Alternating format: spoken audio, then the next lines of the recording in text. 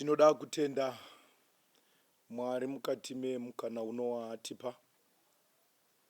Watipa mukana wekuti titaure nekudzidza zvimwe zvaJesu. Inyasha dzaMwari. Hakuzi kuda kwedu kana kugona. Asi Mwari vanotitendera munguva dzakasiyana kuwana mukana wokuteerera shoko raMwari. Izvozvo zviri zvoga chikomborero. Kugona kuteerera nekugona kuita zvawanzwa chikomborero chinofanira kutendwa Mwari, kuti Mwari vanenge vatigonera. Toda kutenda panguva ino. Ndoda kupa musoro wenyaya unoti mweya wekuperekedza. Mweya wekuperekedza. Handizivi kuti muperekedzi nounoenda rwendo, vanhu ivavo vakafanana here? Zviripo here zvimwe zvinogona kuonekwa zviri pamuperekedzi zvisiri pamuridzi werwendo? Regai nditange nenhau yemichato. Uchaona kuti muchato una vaperekedzi, asi pane zvandakaona nokuongorora, vanonoki nezvinhu havazivo vachati, asi vaperekedzi. Uye vanhu vanoda kuoneregwa zvikuru havazi vachati vaperekedzi. Vanoda kuzvimisa nokuonekwa. Vanorongedza mamiriro avo kuti aonekwe zvikuru, nokuti havasivo varidzi vezvinhu. Now, muchaona kuti chero nguva yavanopiwa izhinji sei vaperekedzi kudarika vachati. Pane dzimwe nguva vaperekedzi vanopotsa vachena kudarika vachati. Now, muchaona kuti Mwari une zvaanoda kutaura kwatiri, achitidzidzisa mukati menguva inoi. Zvine ngozi kuva muboka kana kuva nemweya wekuperekedza. 2. Uchaona kuti ukaenda patoti pamarengiko zvinezvi, kana kuti pamishikashika, vanosheedzera kuti kombi iri kuinda, vanosheedzera kuti vari kumhanya pindai mune yazara, vaperekedzi. Mawindi ivo havaindi, asi vanorongedza nokutaura mano, nokutaura language inoita kuti vanoinda vabhilife kuti kombi chero isina kuzara, vanovona yakazara. Now, regai ndidzoke papfungwa inoti hazvina kutanga panhoroondo yenyika ino. Kubva zuro vaperekedzi vaivako. Kubva zuro vanoenda vaivapo. Saka panapa toda kumanya pabhuku raGenesis chapter 22. Ndo pane dingindira renyaya yedu, kunyange zvazvo tichazobata dzimwe nyaya dzinotenderera. Genesis chapter 22 verse number 1. Inoti, shure kwaizvozvo Mwari wakaidza Abrahama akati kwaari, Abrahama, iye akati, ndiri pano hangu. Akati, zvino tora mwanakomana wako mumwe chete waunoda, Isaka, uende kunyika yeMoria, umuite chibayiro chinopiswa pane rimwe gomo randichakuudza. Verse 3. Abrahama akamuka mangwanani, akasunga mbongoro yake, akatora majaya ake maviri naIsaka mwanakomana wake, akatsemura huni dzechibayiro chinopiswa, ndokusimuka akaenda kunzvimbo yaakaudzwa naMwari. Zvino nomusi wetatu Abrahama akasimuka, akasimudza meso ake, akaona nzvimbo iyo ari kure. Abrahama akati kumajaya ake, imi chigarai henyu pano nembongoro, ini nomwana tichaenda ikoko, tichambondonamata tigodzokera kwamuri. Ndoda kuti ndidzokorore vhesi number 5.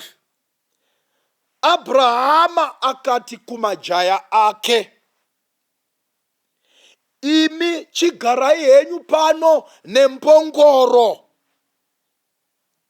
ini nomwanakomana tichaenda ikoko, tichambondonamata tigodzokera kwamuri.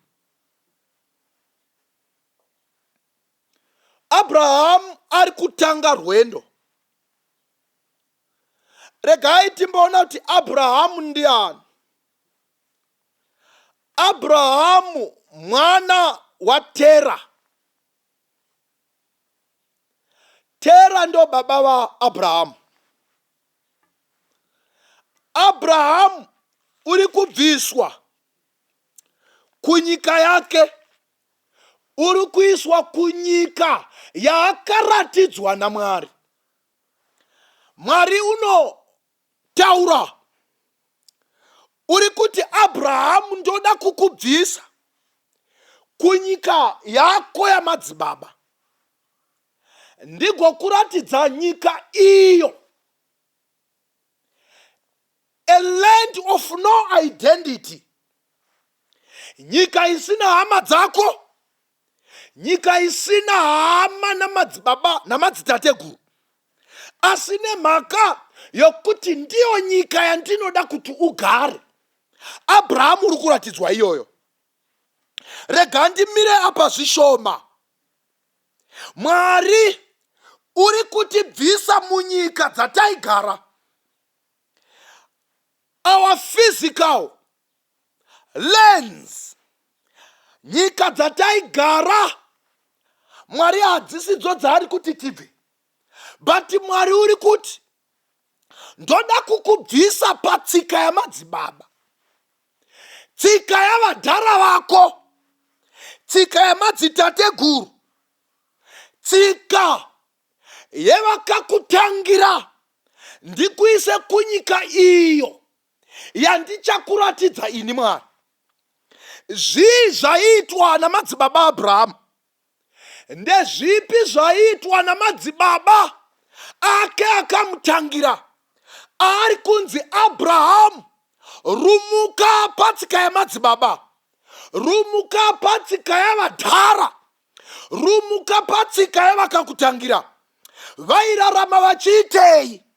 Kumhiri kwegwizi uku, kumhiri kwaJorodhani, Abrahamu kwairaramiwa namadzibaba vachinamata zvifananidzo, kwairaramiwa namadzibaba vasina hanya nezvinhu zvaMwari. Vairarama madzibaba vachiita mahiro avanoda, vairarama vadharava vachiita mawaniro avanoda, vairarama vadharava vakanyura muruvengo, vakanyura muvuroyi, vakanyura mukuromba. Vadhara vairarama zuro vachiita zvavanoda panguva dzavanoda. Vairarama mumadiro land, munyika isina unodzivisa, vasina hanya naMwari, vachitamba mabira, vachitamba midzimu, vachiita mashavi, vachiita zvigure, vachipfeka zvinovengana naMwari. Abrahamu akanzi nyika iyi ndizvo wakairarama ukakurira mairi, asi ndoda kukuratidza nyika inouya. Saka Abrahamu uri kuratidzwa nyika inouya. Nyika yaari kuratidzwa Abrahamu inyika isina dzidziso dzamadzibaba. Inyika iyo Mwari anotondedza vagari venyika inoi kuti kune nyika yatakagadzirirwa inonzi navaHebheru, guta iroro rine nheyo dzakaitwa nemhizha nomuvaki waro ari Mwari. Ndoda kutaura nomwe munhu panguva inei, ndichimuudza kuti Mwari unoda kukuperekedza, kwete kuti uve muperekedzi kunyika inouya. Nyika isina kuchema, nyika isina kurwara, nyika isina COVID, nyika isina kenza, nyika isina makuva, nyika isina madrugs, nyika isina nzara, nyika isina kushayiwa. Ndo nyika yaari kutidanira. Now Abraham uri kutaura nomwana, ndiri kuona Abraham unotaura naIsaac, rongedza mwanangu tiinde kundoita chibayiro. Yaiva tsika yomwana kuziva kuti pose patainda kutoita chibayiro, gwai raifanira kunge riripo.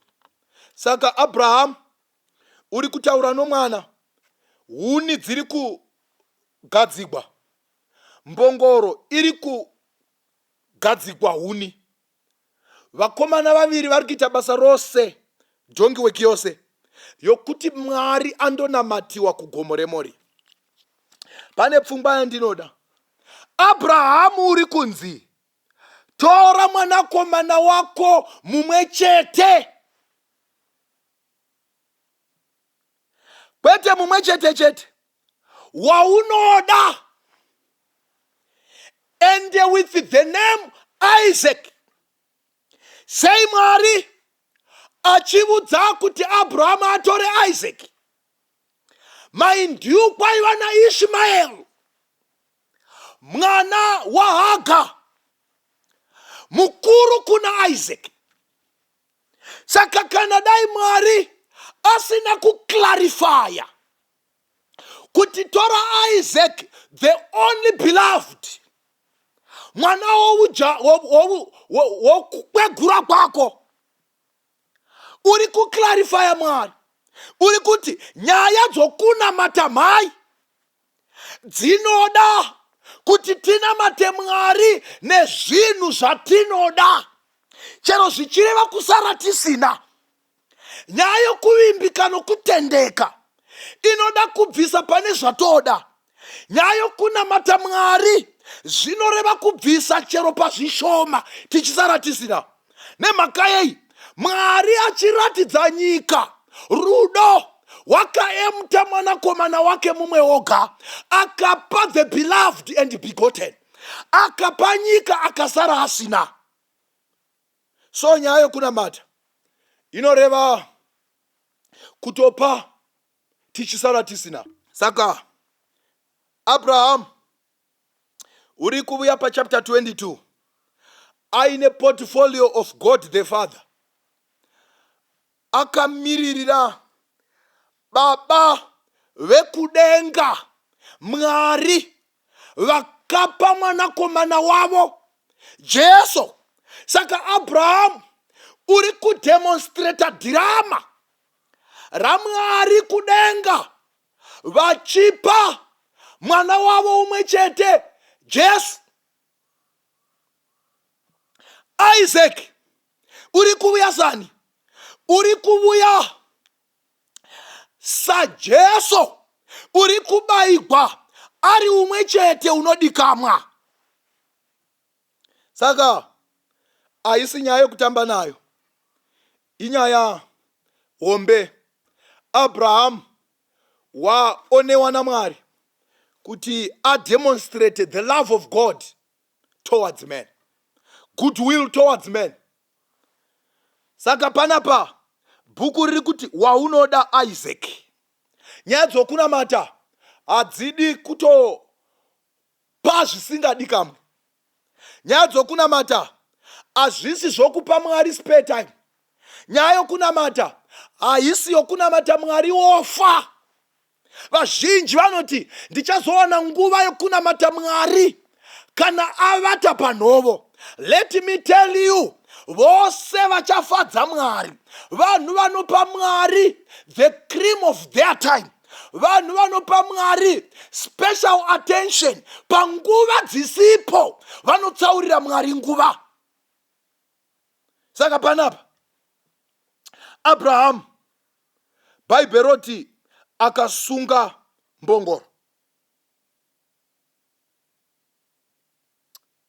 Asunga mbongoro akananga kugomo reMoria. Moria ndo ripi? Ndo gomo riya ratiri kuona Jesu achirovegwa. Pagomo reMoria ndo gomo rine chikomo chinonzi Calvary. Saka Isaac waitondedza Jesu wakanga achazofa pamuchinjikwa. Waitondedza Jesu wakanga achazoteuka ropa. Muimbi unoti ropa iroro nderekudzikinura vanhu kubva muzvivi.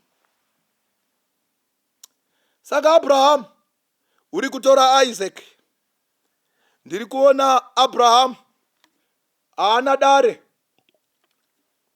raanoita namai. Uri kutora Isaac. Sara aripo. Ndotenda kuti kana dei Abraham akataura naSara kuti ndombotora mwanakomana wako wani unodikamwa kundouraya, ndopaiperera nyaya dzacho. But since Mwari aida kuratidza how he will redeem this planet, mabudisiro achaita nyika mukati mezvivi, he never sat down with the angels. Haana kukonza uta chirongirosi, haana kukonza uta even the 24 elders, haana kukonza uta even the unfallen worlds, kuti ndofanira kuita sei nenyika yadonha nemhaka yei. Nyaya yokupa was his own decision.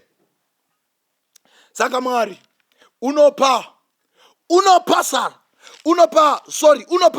unopa Isaac kuna Mwari. Mwari haana unyima. Ngirozi padzakapinda mukati medare pai mhaka vanokunyarara nemhaka yei. They cannot even add an inch kusalvation yomunhu. Saka Mwari unopa Isaac vanoenda pagomo reMoria. Munyori unoti shure kwamazuva matatu Abraham akasimudza meso ake. Shure kwamazuva matatu Abraham unosimudza meso ake. Why? After 3 days ukaverenga Jesu achirovegwa pamuchinjikwa, munyori unoti after 3 days unoprofesaya kuti ndichamuka. Omukirei kupedza nyaya, kupedza dambudziko rechivi, kupedza hondo dzaSatani nezvose zvakanga zviripo. Saka after 3 days unoti ndichamuka kuvafi, unoti ndichakunda guva, unoti ndichaburuka ndigopedza zvose zvakanga zvaiswa pamunhu naSatani. So after 3 days Abraham is prophesying kuti pane zvikuru zvichapedzwa after 3 days. Saka Jesu unoti ndichavaka temberei kwamazuva matatu. unoti zveshure kwamazuva matatu ndichamuka. Saka Abraham shure kwamazuva matatu unovona gomo reminana, unovona Moria, unovona guta, unovona gomo kumusoro. Gomo iri raizotondedza chikomo chicharembera Jesu pamuchinjikwa. Saka panapa Bhaibheri rondiudza kuti huni dziripo, chibayiro chinopiswa hapana. Mukomana unovhunza kuti zvichazovei, nokuti huni dziripo, moto uripo, asi gwayana rechibayiro hapana. Ukadzidza chapter 5 yazvakazarugwa inobudisa pfungwa inoti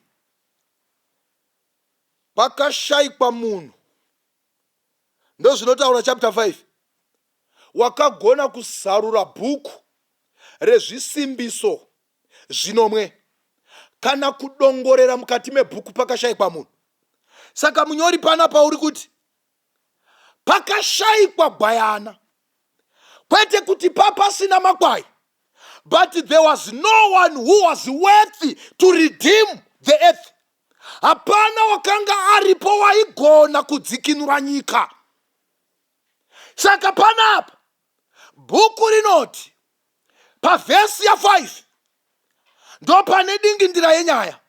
Vazhinji vambotanga rwendo zvakanaka, vazhinji vatanga kufamba pamwe chete. Pavhesi ya5 Abrahama uri kuti kumajaya ake, imi chigarai henyu pano nembongoro, ini ndichaenda nomukomana kundonamata. Pane vanhu vazhinji vakatanga rwendo zvakanaka, vakatanga rwendo pamwe chete navamwe. Bhaibheri riri kuti vondosvika mujinga, kana kuti mujinga mogomo pamupata, Mwari unovakumbira, Abrahamu unovakumbira kuti vasare. Vari kusarei? Vari kusara vakarinda mbongoro. Munamato wangu kumteereri kuti usasara wakarindiswa mbongoro, usasara wakarinda mbongoro. Varume they felt kuti vapuwa basa riri very special, vanosara vakarinda mbongoro, vamwe vachinda kundonamata. Wanga uchiziva here mudikano kuti mbongoro mazuvano dzakawanda dzatakapiwa naSatani? Vamwe vatarisa pamabhizimisi avo, imbongoro dzawakatarisa, mweya wamadhongi. Vamwe vakatarisa pamichato yo denga kuti idoni, vakakuunika pakunamata, watarirei pambongoro. Vamwe vakatarisa pane zvinofadza zvenyika ino, pamijolo nemifaro yenyika ino. Wanga uchiziva here kuti mweya wembongoro? Vamwe vakatarisa pane zvamapfekero, havagoni kunamata, vanopa maexcuse ekuti handigoni kunamata Mwari, handina chokupfeka. Uyoyo mweya wembongoro. Saka Abrahamu unosiya majaya akarinda mbongoro, vamwe vachinamata. Ukadzidza mbongoro chaiva chinhu paJudha chakanga chisingapindi paungano tsvene dzaMwari. Mbongoro yaimirira rudzi rusingapindi pavazhe dzaJehovha. Mbongoro yaimiririra vanhu vasina kusanangurwa naMwari. Ukatoenda kumhuka dzinodliwa dzainzi dzakanaka, dzakasikwa naMwari dzakanaka, mbongoro imhuka yakasikwa naMwari isina kunakira utano hwemunhu. But panapa mbongoro iri kutogwa kusenga chibayiro, iri kutegwa kusenga kupinda mukati mevazhetsvene, iyo ichizosara zvayo kuzhe. Mweya wokuperekedza kuna vanhu vachafunga kuinda nesu asi havangasviki. Kuna vanhu vachafunga kuinda nesangano asi havangasviki pamwe chete naro. Kuna vanhu vakatanga rwendo rwekutenda, vakatanga kwaya navamwe asi vakadzokera murodhi. Kuna vanhu vakatanga nyaya dzehondo yokugwisana nechivi asi iko zvino vowadzirana mazambia nechitema. Nemhaka yei? Mweya waiva wokuperekedza. Kune vanhu vaipisa zuro, vakanga ari mayuthi aipisa. Vamwe vaiparidza vanhu vachichema, vamwe vaiparidza vanhu vachitendevuka. Zuru zvikauya kuna tenzi nesimba rako, asi mweya wemadhongi wakakubata ukadzokera kuzhira. Ike zvino wanyura mukudhakwa, wanyura muupombwe, wanyura mumadrugs, wanyura muzvidhori, wanyura mumufaro wenyika ino, wabatwa nemweya wamadhongi. Mweya wamadhongi. Saka mbongoro inosara, varume vanoinda. Ende kana uchida kuona kuti mweya wemajaya uyu zvedi waiva wokuperekedza, Abrahamu unonyatsoklarifya. Imi chigarai henyu pano nembongoro, ini nomwana tichaenda ikoko, tichambondonamata tigodzokera kwamuri. If the conscience were right, varume vaifanira kuvhunza kuti zvamuri kuti imi tigare pano tigondonamata tigodzoka kwamuri, zvabvepi? Tambotanga rwendo tose. Mweya wembongoro unogutsikana kana munhu achinamatigwa iye asipo. Muchaona kuti mweya wembongoro wazara. Vanhu vanofunga kuti kuna vanhu vakapuwa dende romweya vanogona kushandira vamwe, ivo vakagara zvavo. Vanogona kunamatira vamwe, ivo vakagara zvavo. Kune vanhu vakagutsikana nokupa zvichemo zvavo kune vavanoti vanhu vaMwari. Kune vanhu vakagutsikana kubatigwa minamato nevavanoti vasanangugwa vaMwari. Ivo vakarinda mbongoro, vanouya bedzi kuzoita confirm kuti zvinhu zvakafamba here. Mweya wembongoro. Kwai mutinamatirevo. Kana akaona vamwe vachida kundonamata, unogutsikana kusara achiti mutinamatirevo. Unogutsikana kusara akagara achiti mundotinyengetereravo. Izvozvo chete zvinogonekamwa nemunhu une mweya wembongoro. Kurovha kuchechi, mweya wembongoro. Kunonoka kuzvinhu zvaMwari, mweya wembongoro. Kusara kumisangano inoungana vanhu, mweya wembongoro. Kusara paungano dzose tsvene dzaMwari, mweya wembongoro. Uchigutsikana kuti vachadzoka kundonamata tigokumbana pamwe chete. Saka Abrahamu unosiya vakomana unovatendera kugara. Handizivi kuti vakasara vachitei, asi chandoziva ndechekuti vakasara vakagara. Abrahamu achikwira mugomo. Mina ndikudze mudikani, ramba kusara in the valley. Namatira Mwari kuti ndikwidzei panzvimbo yakakwirira. Abrahamu unoti, hama dzangu kotoinda uku kwakwirira. Kana iri motokari, kana iri lo, kana chiri bhazi, kuda chingava chii, tava kushandisa gear number 1. Abrahamu uri kuti tava kukwidza makata. Vane mweya wokuperekedza, zvorema korema, zvotoda dzinodhonza ngoro. koindanete hobvu dzoremegwa nemanda. Saka Abrahamu uri kuti panapa vanohwa kutenda kuri kudiki. Chisarai panapa pane panokumbigwa sangano kuti tichinje nokuengeja magiya, tikwidze makata nemhaka yekuti vachaponeswa vanhu vachasangana nomuponesi pamusoro pegomo. Saka Abrahamu uri kusiya rudhende, povho iri kusara pasi, iye uri kukwira pamusoro kundonyengetera. Panoda kukwidziwa ndege yokutenda. Panoda kukwidziwa ndege yokutenda. Usabhururukira pasi, bhururukira over the heights. Pane imwe airport, panouya muchinda wakanga achida kuinda nerimwe box kumhiri kwamakungwa.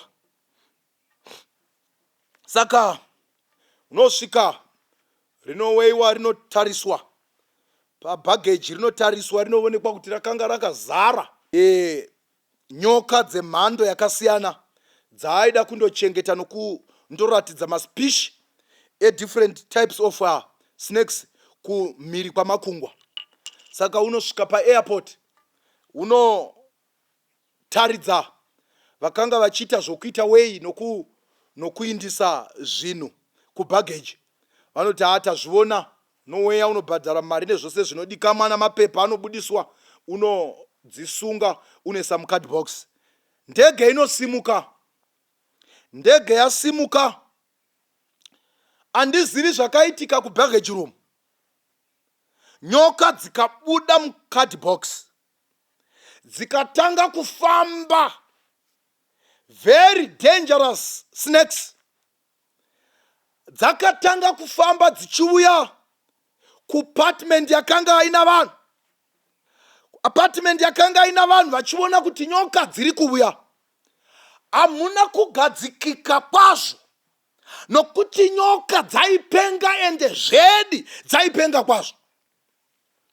Munoona nyoka dzose dzatingaziva, vana cobra, vana red mamba, vana black mamba, nyoka dzinopenga kwazvo. Python, nyoka dzine simba. Mapafu adha, nyoka dzine uturu hukuru kwazvo.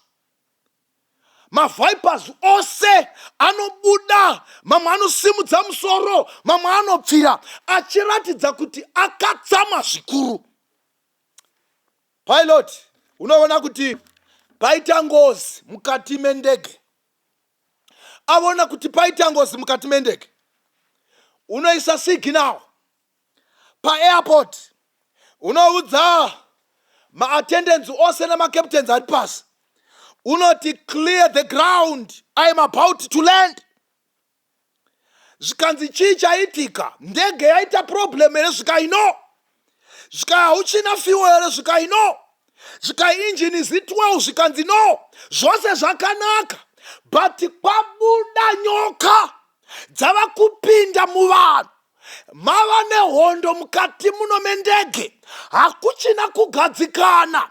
Zvotsvaka kuti ndigadzike ndege pasi, vanhu vabude nokuti nyoka dziri kupenga. Mukomana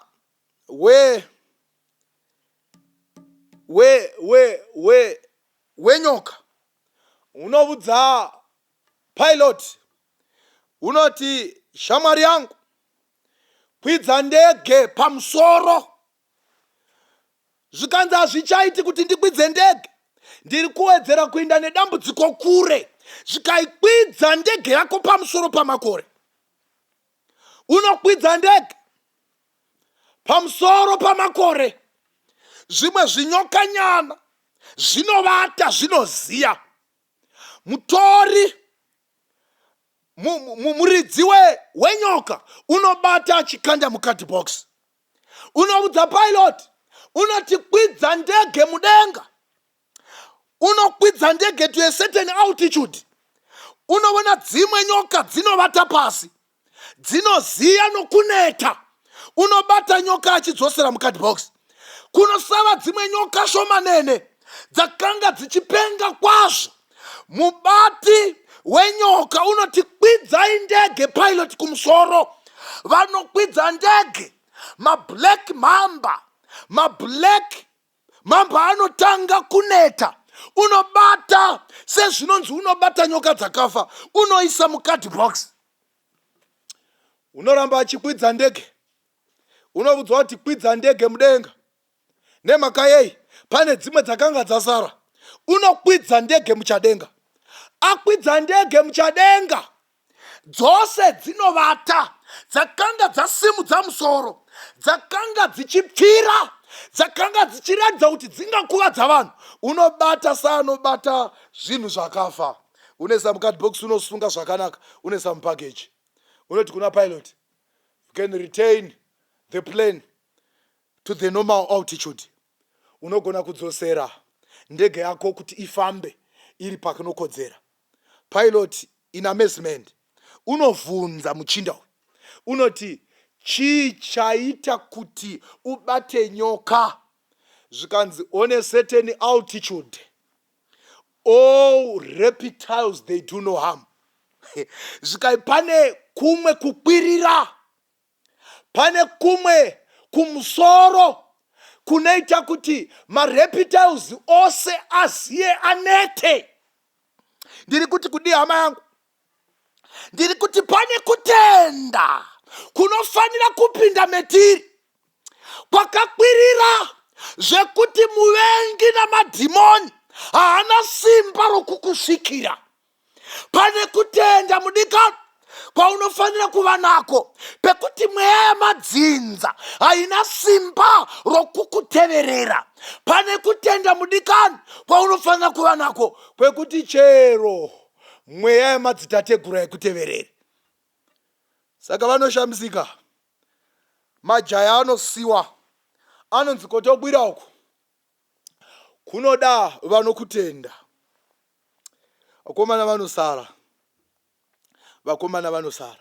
Bila ndikubudze mudika, avazi vose vachainda nesu vachasvika. Ukaverenga bhuku raMatiyo chapter 7 verse 21, inoti avazi vose vanoti kwandiri Ishe Ishe vachapinda muushe hwokudenga. Kureva kuti tichatanga tose asi hatingasviki tose. Chero tikaridza ngoma tose pamugidhi avazi vose vachasvika. Chero tikapfeka nguvo dzoruwadzano tose asi havazi vose vachasvika. Chero tikapfeka nguvo dzenzanga tose asi havazi vose vachasvika. Chero tikatamba mitovo kumasowani asi havazi vose vachasvika. Chero tikabata sowe, chero tikabata nguvo nguva dzenhanhatu nedzepfumbamwe, havazi vose vachasvika.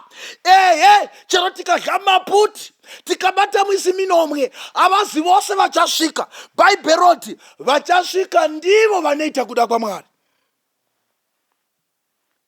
Tingarya zvinotonhora, kungogwadzisa muviri, asi havazi vose vachasvika. Tingabata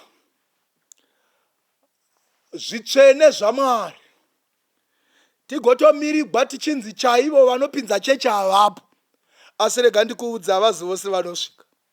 Ukaverenga 1 Vakorinde chapter 10 verse number 5, pane pfungwa inokosha.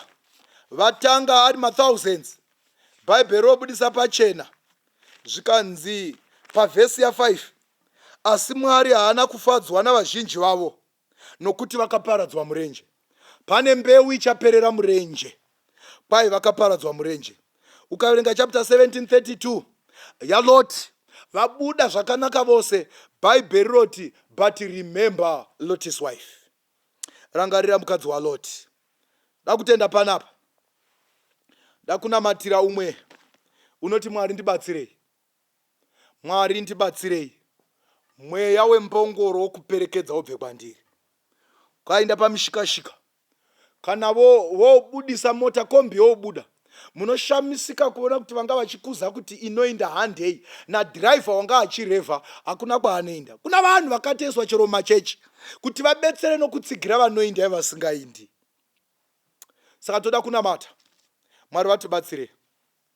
Patiri kunamata Mwari vatipe simba rekugona kuinda nokundosvika navanosvika.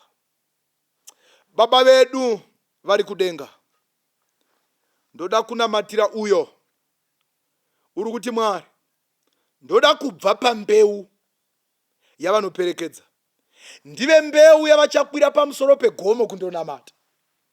Zvinogozha zvenyika ino zvichitiwira, zvitiwane takamira pashoko renyu. Zvinoshupa zvenyika ino zvichitibata, zvitiwane takabatira pamuchinjiko. Ndakutendai, kana kutenda kozungunuka, kutenda koita kushoma, tiwedzerei kutenda pamazuva ano edu okupedzisira. Tatenda varipo vakazungunuswa, vamwe vavakatodzokera shure, vamwe vavakatogutsikana kuti takauya kuzoperekedza, vamwe vakadududza vakadzokera kumashure, vagara paungano nepamimvuri wakaipa. Vabetserei kuti vatange rwendo rwuno kutevera nokuronda nhano dzavakainda. Mugotibetsera kana zvose zvaitwa moponesa venyu. Titi neshoko rino Mwari vatiitira zvakanaka. Muzita raJesu tinonamata, amen.